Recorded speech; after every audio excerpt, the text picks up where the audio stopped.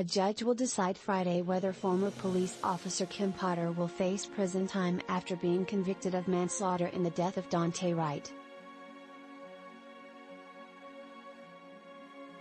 Potter, who apparently mistook her handgun for her taser when she fatally shot the 20-year-old black man last year during a traffic stop, was convicted of first and second-degree manslaughter in a trial in December. Defense lawyers representing Potter have urged the judge to consider probation instead of prison time, or a prison sentence shorter than what Minnesota's sentencing guidelines recommend, roughly 7 years for first-degree manslaughter.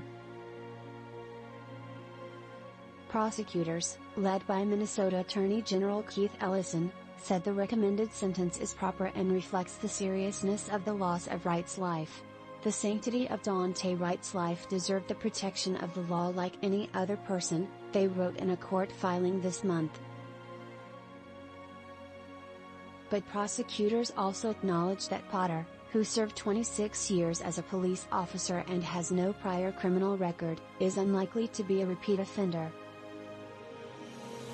Her conviction already ensures that she can no longer work as an officer or carry a gun.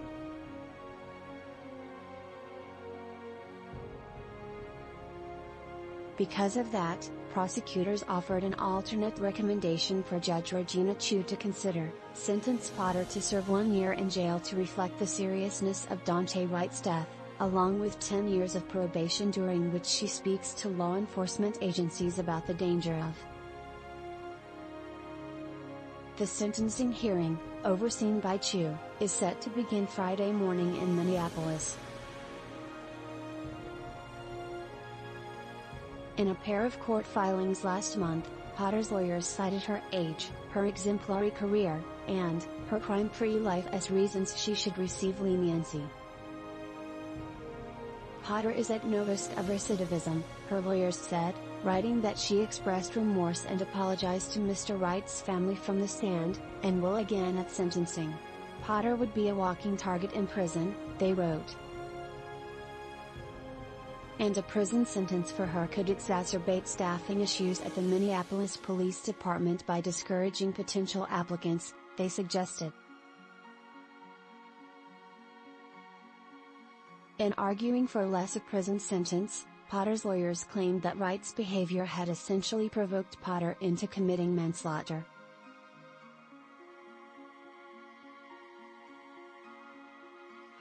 At the time of the traffic stop, Wright had a warrant for his arrest on a gun-related charge, and he was trying to escape arrest when Potter shot him. Without Mr. Wright's violent and aggressive resistance, nothing would have happened. All Mr. Wright had to do was stop, obey lawful commands, and he'd be alive, her lawyers wrote. Potter's lawyers cited a series of cases in which judges had reached similar conclusions and levied lighter sentences, including that of Rodney King, the black man beaten by Los Angeles police officers in 1991.